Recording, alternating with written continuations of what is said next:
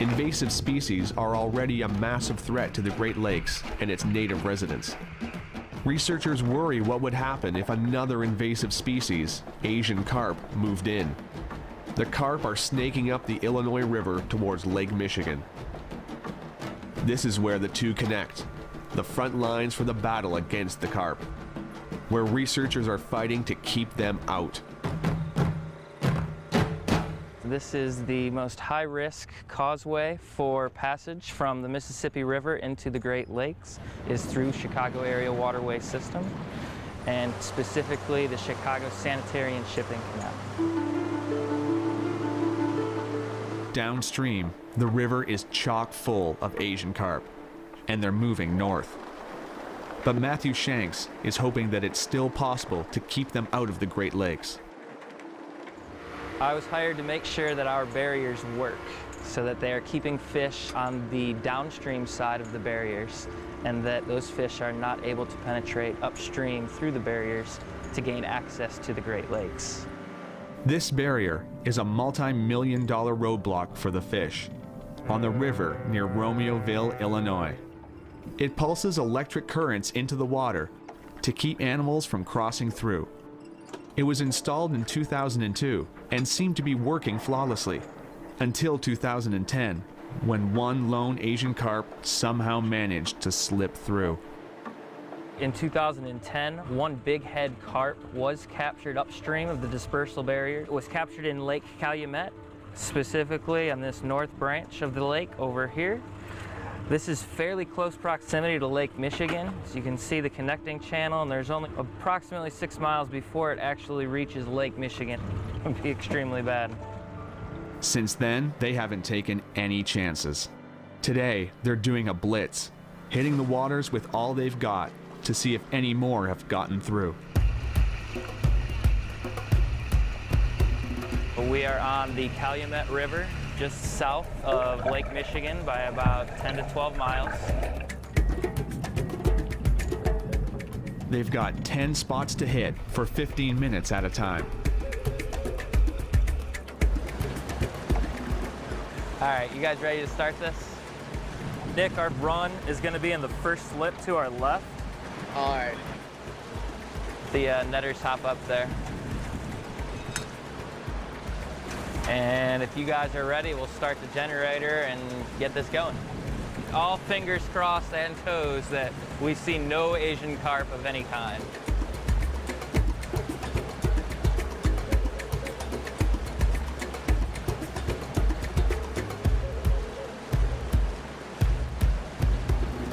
What we're looking for are large-bodied fish, roughly between 15 to 30 inches in length. We're looking for sharp movements away from the boat, jumping fish. Those are all indicators that we might have an Asian carp somewhere in the area.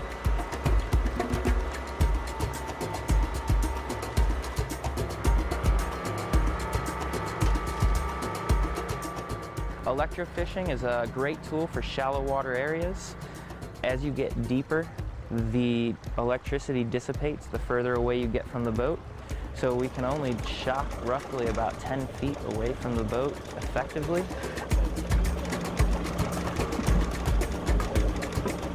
Okay, that's it. Pull the nets in, start working the fish up.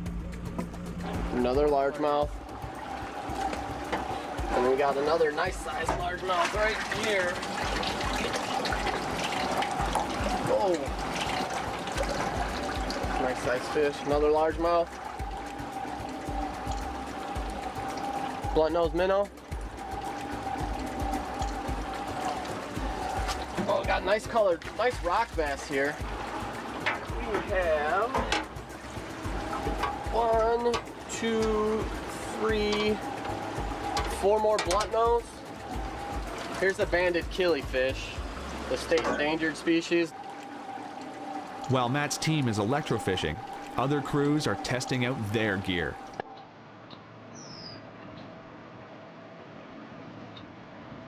So this is the Illinois Natural History Survey, and they're setting a pound net.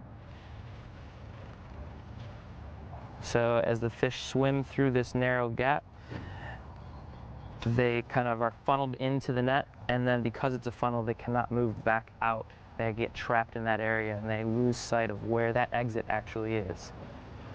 So we'll check these nets several times throughout the week, make sure that our nets are fishing well, and that'll be another piece of information we use when deciding whether or not we have Asian carp presence within Lake Calumet. The more sites they hit, the more native fish they pull up. One smallmouth, 2, 3, 4 rock bass.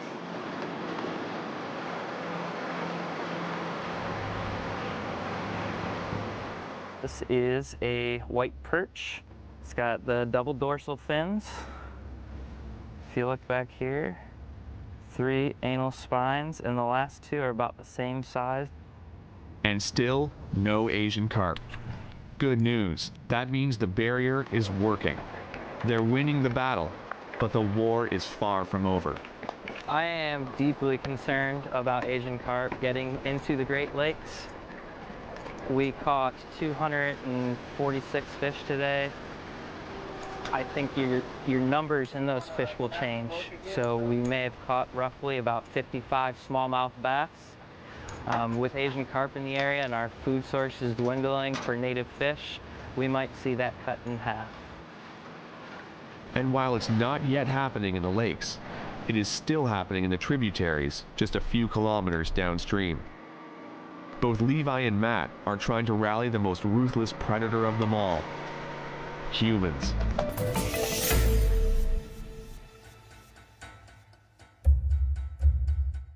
There is a market for Asian carp for food. It's usually the Asian market.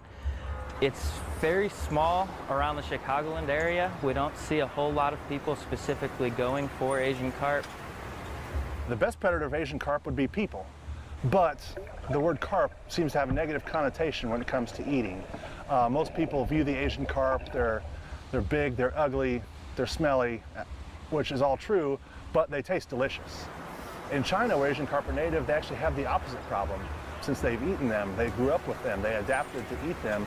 They fished most silver and bighead carp out of their native waters in China. So I think they actually have stocking programs to reestablish Asian carp and to bring back Asian carp numbers over there. So Asian carp can be fished commercially. That's probably not going to happen with sea lampreys. So how are they being controlled? We can trick them with their own love cocktail, so to speak.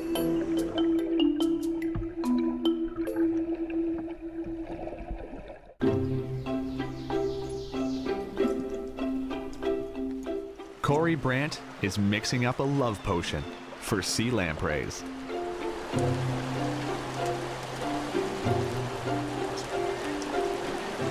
It's like we're love bartenders and we're mixing up the perfect love potion number 3K PZS, whatever compound it may be. Here on the Aquioc River, the lampreys are moving upstream to spawn.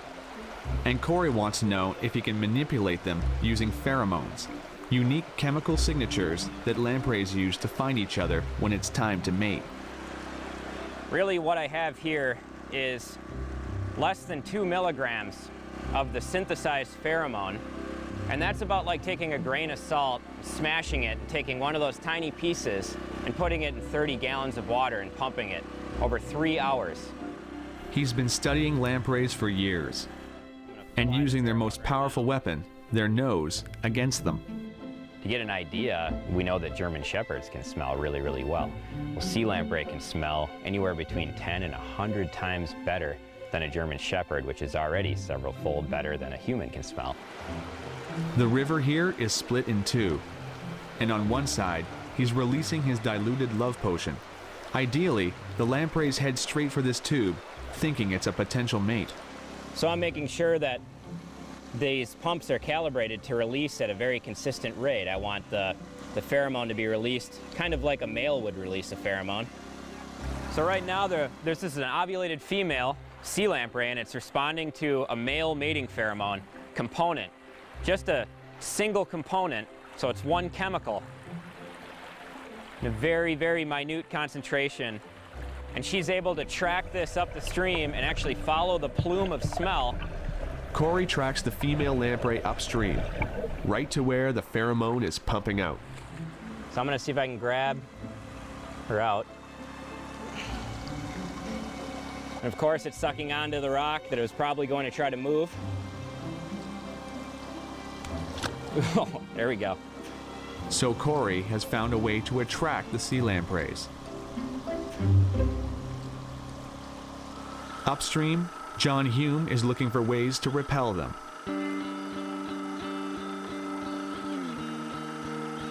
So here we've designed an experiment to enable us to test a particular chemical compound which is derived from the dead bodies of sea lampreys. This jug contains a delicious concoction of blended up sea lampreys, which should give off a scent telling live sea lampreys to stay away.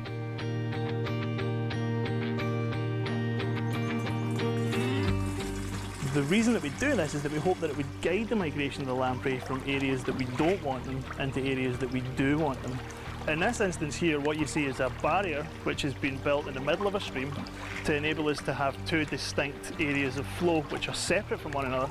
They are faced with a choice on whether or not to follow the left-hand side of the stream, which in this case will contain the odour of dead sea lamprey, or the right-hand side of the stream which contains no odour whatsoever, it's just normal river water. So Luke is lifting the door to the cage open, so this now gives the lamprey free access to the river. And the lamprey should orient themselves upstream, so they should be able to move out. So the first lamprey is beginning to move upstream now. The sea lampreys come pouring out of the trap. They're tagged to create an audible response when they swim through the barrier. Some flee upstream on the right-hand side of the barrier. The others flee downstream. All of them steer clear of the alarm substance. To get a clearer picture of how the sea lampreys react, John tests it in a controlled setting. So this is the alarm substance that we're using in the river systems that we explained earlier, and this is the response of captive sea lamprey when exposed to just a small amount of the extract. Let's have a look at what happens here.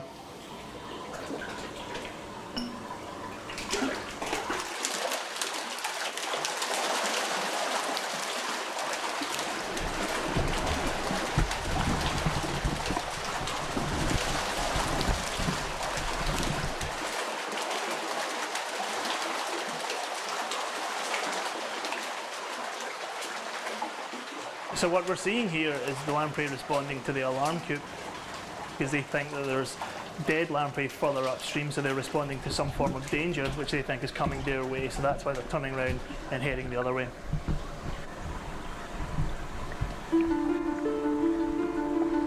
Keeping invasive species out of the lakes is top priority. But with 186 invasive species already in the Great Lakes, it's impossible to get rid of them all. Now, they can use pheromones and alarm substances to steer sea lampreys away from important fisheries and towards traps instead. It's a vital tool to keep these invaders from inflicting massive damage to the lakes and the native animals that call them home. And these are so good at... The Lake Erie water snake was pushed to the brink of extinction when humans moved in. Now, it's fighting for its existence. And it's getting help from an unlikely source. So this tiny little fish has had devastating effects in the Great Lakes. But can the researchers get rid of the invaders and help the snakes at the same time?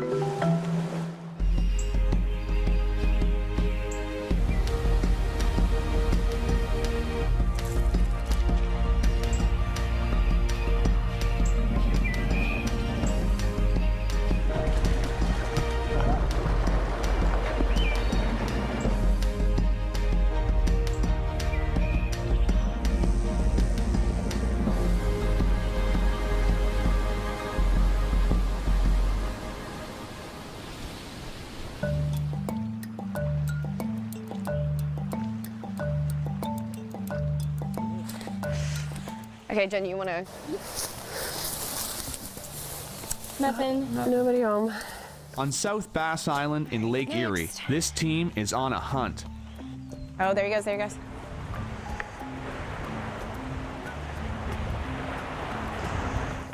All right, ready? Oh, there's that one. Got it? Got it. Sweet. Nice.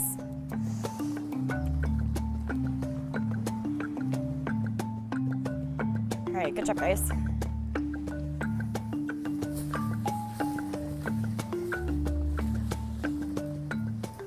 Ready? Yep. Bingo! Got one. They're looking for this. So this is the Lake Erie water snake. What's cool about these guys is they're endemic to the islands, which means they're only found here in the western basin of Lake Erie. There used to be many more of them here. When the French first settled the islands in the 1700s, they named them the Snake Islands because of all the reptilian residents.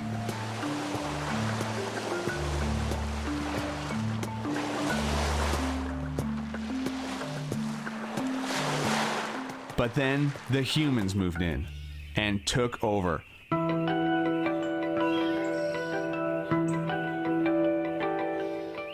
In the early 80s, we were down to a population of only about 500 snakes. In 1999, the Lake Erie water snake was listed on the federal endangered species list, but they were listed as a threatened species. Now, Lizzie Mack and her team are here searching for snakes to help them slither back from the brink of extinction.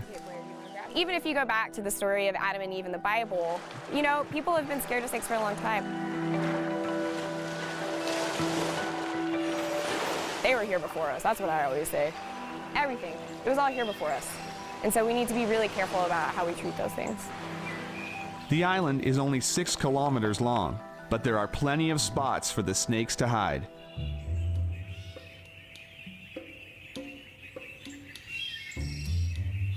All right. Let's see. Did you see one? Oh, yeah. I got both of them. Okay. Blair. Oh, do you have one too? Oh, we all got him. Okay, here we go. Rodeo time. Come on, guys. Come on. Here, I got mine. I got a bag. Okay, can you grab one of these Yeah, and I hang can on work just them a out? sec. Here, I can take care of mine first. Okay. This one's coming. All right, so here's Big Mama. Come here, Big Mama. There we go.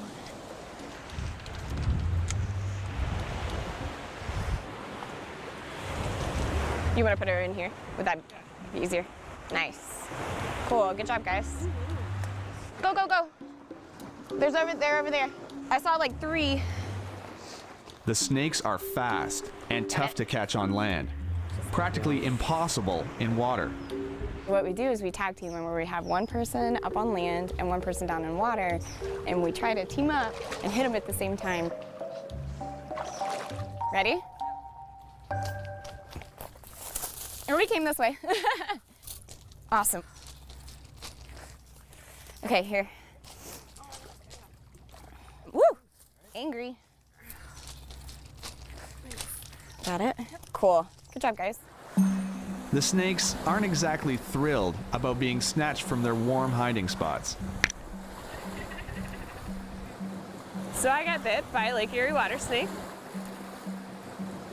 Among snake biologists, it's kind of a joke. Working with Neurodia, which is the genus of all the water snakes in North America, it's kind of the dirtiest and worst and meanest snakes. They're pretty vicious and they bite quite readily. They're not venomous, but they pretend to be, to ward off predators. The water snake actually mimic venomous snakes as defensive mechanisms, and so obviously that can confuse somebody. The water snakes will flatten out so they get a really triangular head and look more like the venomous cottonmouth that we find in the southern United States. And so people are scared. It's scary looking and they think it's a cottonmouth, and so they may kill the snake. They're fun to work with though. They're fun to catch. They're really cool snakes once you get to work with them, especially these guys are quite long-lived. We have records of some living up to 13 or 14 years, so it's really exciting when you catch one in subsequent years and you can see it in the data set. I think they have cute faces and they kind of look like they're smiling sometimes. He's looking at me. He doesn't seem too scared or mad. If snakes could smile, The Lake Erie water snake would have a good reason. In recent years, they've been making an incredible recovery. When I was out here for the season last year, at the end of this summer, I think we had about 4,500 captures. So that includes recaptures. And I think we tagged close to 1,000 new snakes. The water snake's comeback is partly thanks to the work of researchers like Lizzie. But credit also goes to a surprising source, an invasive species, the round goby. In the early 90s, the round goby was introduced into the Great Lakes. It came over in ballast water from ships from Russia. The proliferation of the gobies actually saved the snakes. The gobies quickly became like Popeye's spinach for the snakes. They started growing bigger and stronger, and their population started to recover. Once the snakes started eating the gobies, the snakes are getting bigger, they're reproducing more often, so the population just exploded. You so rarely hear of an invasive species actually helping out a native species. So just from a nerdy ecology standpoint, it's very interesting. It's good news for the snakes, but not exactly good news for the rest of the species in the lakes. The gobies are taking over these waters. In the Western Basin alone, we have 9 billion estimated round gobies, just the Western Basin of Lake Erie, not even the whole lake. And they're really detrimental because they compete with native fish for nesting sites. Already, 29 bottom-dwelling species have moved out of the lakes because of the goby invasion. Unlike most snakes, water snakes eat once a day, sometimes twice. That's a lot of fish being eaten. Lizzie and the other researchers need to be clear on what exactly the water snakes are eating and how much. Oh yeah, we gotta barf. To do that, they have to get creative.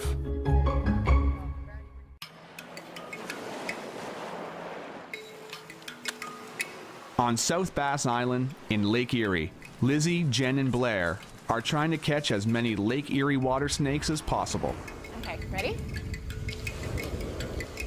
They need to get a clear picture of the size of the population, which means they need to collect every single snake they can find. Oh, there's one. Oh, baby. Oh, no, pull. He's right there still. Oh, there's a bunch. Oh, there's one. Oh, come here. See any more, Blair? A lot of people don't realize that there are snakes that don't lay eggs, and they can have 25 to 30 young, so it's pretty impressive. These little guys are a great example of the polymorphism in the water snakes. And so polymorphism is the different color patterns. And you can see, even though all of these guys are striped, there's really, really large differences. And that's one of the cool things about the Lake Erie water snake. So they made it through their first winter, which is an awesome sign.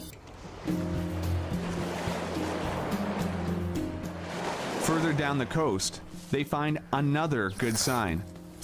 Hey, I got a fox. Oh, sweet! A fox snake, another endangered species. One with a much kinder personality than the Lake Erie water snake. So this is something you wouldn't want to do with a water snake. Because it'll be chewing on your arm. Yeah. Every snake helps their research, so even though this isn't their species of study, they bring it along. We take it with us. We'll see if he's got a microchip, and if not, we'll chip him and measure him and all that good stuff. So he comes back to the lab with us too. Now, with dozens of snakes captured, the team moves fast to get all the information they can. Okay, so what we're doing now is we're gonna process the snakes, what we call processing. And when we do this, we're gonna take all of the standard measurements, so snout vent length, which is from the tip of the nose to the vent. Now I'm gonna pit tag her. So I'm inserting the microchip under her skin, just right under, and I just injected it. To know how healthy the snake is, they have to know what it's eating. For that, they make it give up its lunch. Oh yeah, guys, we gotta pray at him, so let's barf her. All right, ready, Blair? Come on, sweetie. Please don't bite me. See the bulge? We're close. There it is. Nice. Oh, little slime. Goby. as we suspected.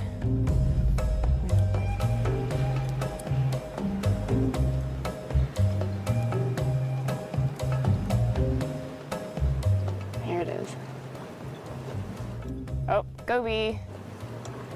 So the way that we know that the gobies impacted the snake so positively is because we've always been doing a long-term prey study.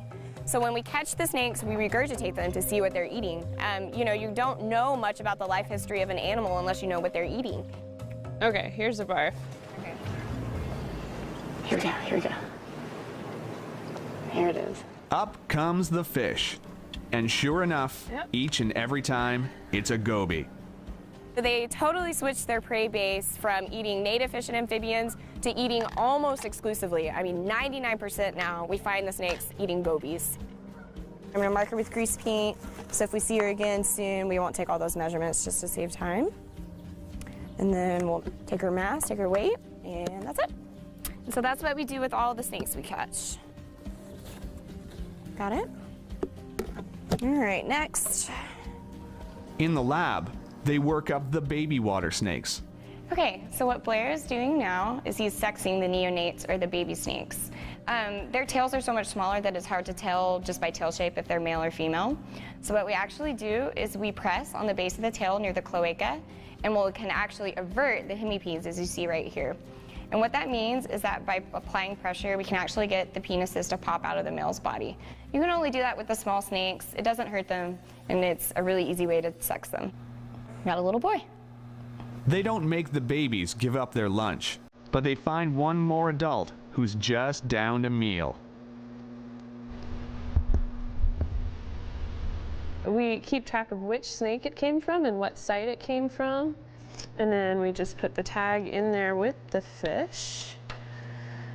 And you can see that this is, in fact, a goby. And he is pretty far digested. Sometimes we try and sex them. Based on size, this may be a male, but we just stick him back in the jar and put some ethanol in there.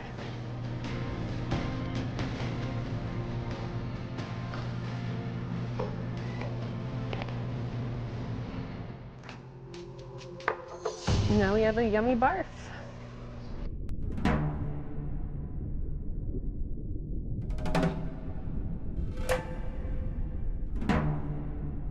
Even their captive snake, Ethel, gets a goby for lunch. Early on, the team noticed the snakes were almost exclusively eating male gobies. So when the male is guarding the nest, the snakes can just swim by and pick them off really easily.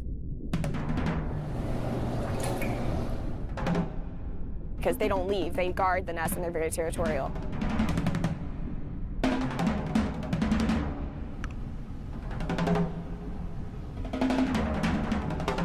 That's actually could be making more of an impact, because what happens is when a snake comes by and picks off a male goby that's guarding a nest, another male goby will move in and eat the eggs. So you've actually decreased the reproductive output of the species. There are now 12,000 Lake Erie water snakes on these islands, enough to get them delisted from the federal list of threatened species. That doesn't happen very often. 12,000 snakes can eat about 1 million gobies per year. That's only a drop in the bucket when there are 9 billion gobies swimming in these waters. But it seems that Mother Nature is stepping in to keep the populations in check. So this is the 2006 collection. Compare that to our 2014 collection.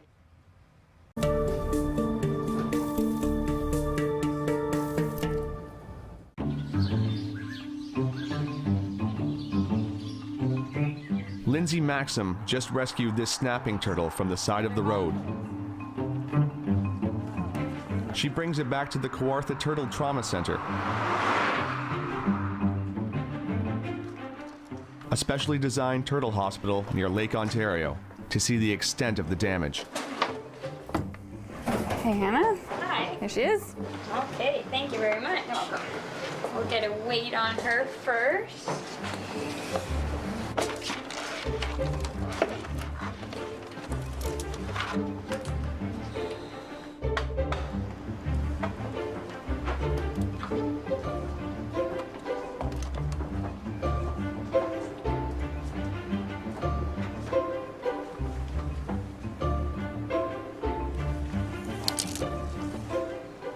So we're just trying to make her a little bit comfortable so that we can flip her over and give her an injection.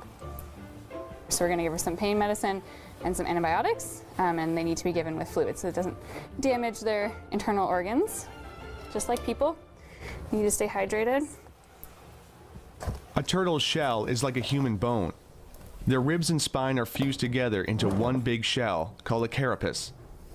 When it's broken, it can take months to heal properly. Until these turtles are well enough to get back to the wild, they stay here at the center. With hundreds of turtles coming in each year, they're overrun with reptiles. We can take up to 45 phone calls per day, and in peak season we admit over 10 turtles a day some days. So this is a female painted turtle. What often happens with these species when they're hit by cars is their shell fractures like a puzzle. And then there's all these little pieces that we need to try and put back together. So this was actually separate from her shell, hanging, and then our veterinarian, Dr. Sue Carstairs, uses medical tape and super glue, and then a little dental drill, like when you go to the dentist, to use some orthopedic wire to hold these fractures together. And as long as we can keep it stable and not moving or wiggling around, it's just like our bone and will regrow back together. So this is a map turtle. It's one of our threatened species, and quite commonly these species are hit by boats. So the propellers will be in the shallows, and they'll get fractures to their shell. So this deep gouge on her back, we suspect may have been caused by a boat propeller. So this is an adult male Blanding's turtle, and they are pretty distinct by their big domed shells and bright yellow chins. So you can see that his shell was fractured, kind of compressed from the top, probably from a vehicle driving over it. But this one is actually, which is kind of a fun thing to say, it's actually ready to go. So it has been given the green light, and we are just working on arranging a ride. So it should probably be going home sometime later this week.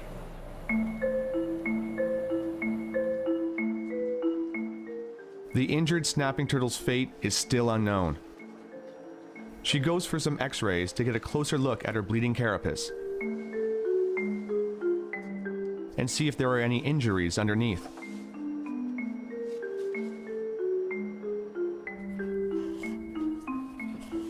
I've got her x-ray developed, Lindsay.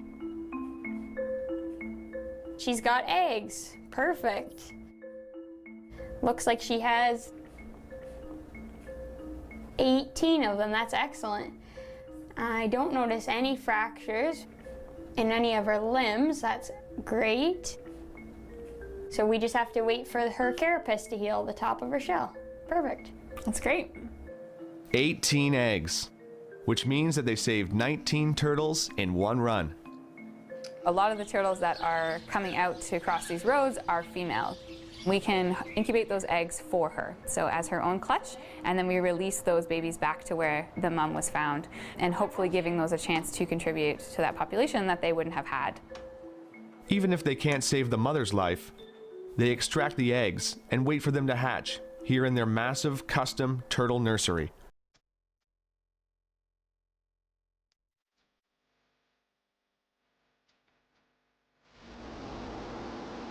So the little turtle here that's emerging from the egg, if you look closely on its head, you can see a little white bump, and that's a little egg tooth, similar to a bird. So they use that to help themselves pit out of the shell.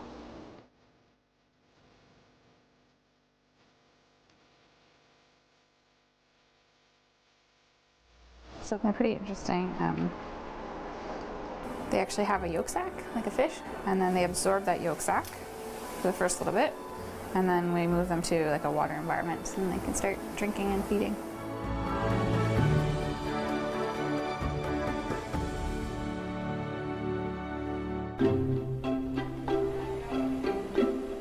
Of the 330 turtles brought into the center last year, half of them survived and were returned to the wild. On top of that, they released 550 hatchlings from eggs they've incubated. Looks like this turtle is one of the lucky ones. Her injuries are minor, so she will be back in the wetlands in no time. I think she's going to do very well. It'll just take time. Probably 3-4 weeks of bandage changes before this is tough enough to go without. For Lindsay, every rescued turtle is a success story, but she'd rather the turtle hospital not have to exist at all. It's mostly from that wound, right? Looks okay from the back. Using this information and all the animals that we come in contact with, we hopefully can provide information to prevent this type of injury in the first place. So educating people to, just look out for these animals could prolong them greatly, and also preventing them from being hit in the first place could also, have a big impact. They don't really do too much to harm anybody. They're not smelly like a skunk. They're not angry like a bear. And if we can use that to start the conversation about conservation and protecting our biodiversity, then that's kind of the best goal that we could achieve.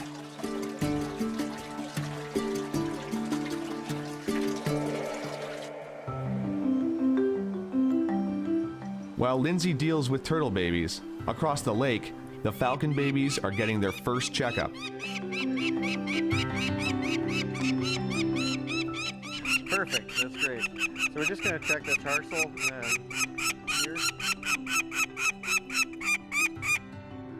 Okay, male.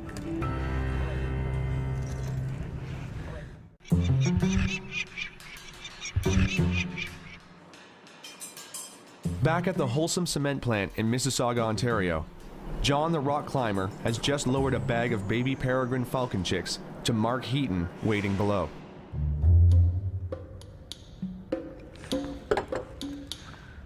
John must have been running around up on that ledge chasing these guys. You're a little bit older. You've got feet that can... Oh look, there's another one. There's one hiding. Here we go.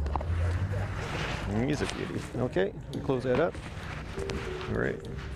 Even without the threat of DDT, chicks have an 80% mortality rate in their first year of life.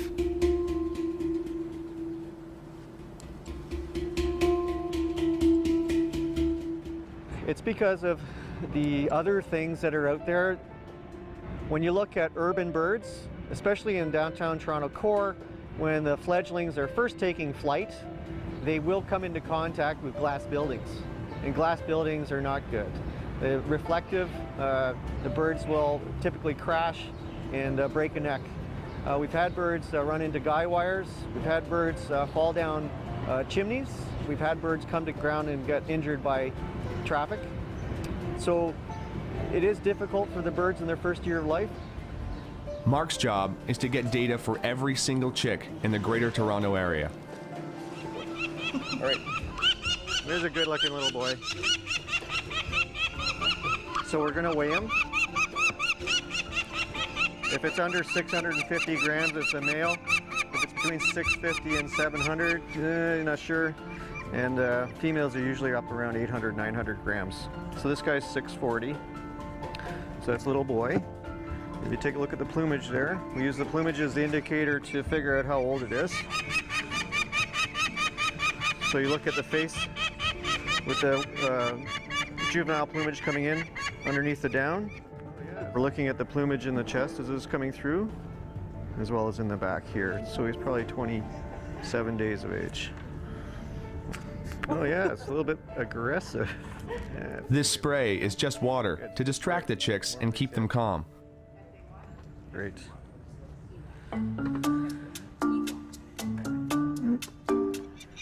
With the chicks squawking away on the ground, John's still up in the silo to distract the adults.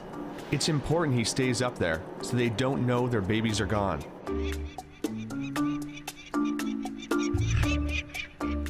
John is basically trying to stay out of harm's way while he's there, so the male and female will come in and defend the nest ledge. It's usually the female that's doing most of the upfront work. The male's out a little bit, but the female will come in, and sometimes they do body contact, so John's prepared for that. Now that they know the weight of the birds and their gender, they know which size of band to use. Because the population is still in the early stages of recovery in this area, the bands help them know where each bird is and how it's doing. There, now I got you under control. All right, so it's going to be Y/2 for the black band. So this is the riveted band. This is the one you can see with a good set of binoculars or a spotting scope. Wiggle, wiggle. There we go.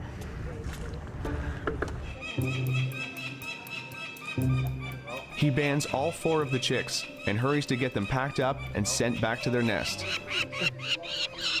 Yes, females are more difficult than males to handle. There we go. Okay. So sometimes you have to sacrifice a glove. Okay. Can you just peel that glove off my hand? It keeps the talons busy. Keeps the head busy. No, that's good. Yep. See, a bunch of talons. Here you go. Enjoy that and cover up real quick. Keep the peace. There you go. They hurry the chicks up to their parents. John makes a quick drop and then rappels back down to the ground. The parents up on the ledge think they've successfully defended their nest from the evil villain. A job well done by all. I love my job. I love getting to put people in touch with species at risk. Peregrine falcon is one of the success stories that's not linked to rural Ontario, the forests of the north, but the city of Toronto, the busy life of 5 million people that live in that area. So it's a really good thing for people to attach to, wildlife in the city.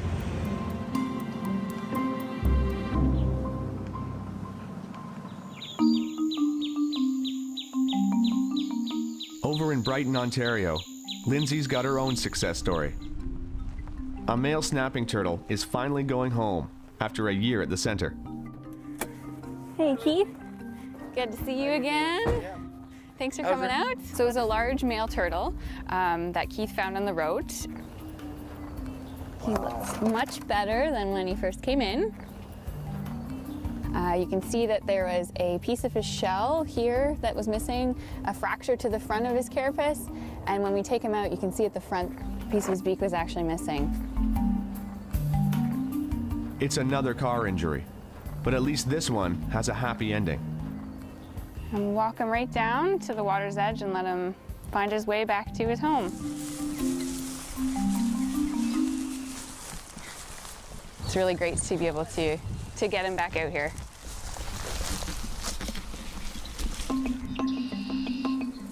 Even though the turtle doesn't say much of a goodbye, it's still a fantastic moment for Lindsay, who gets to save a life and keep the wetlands thriving.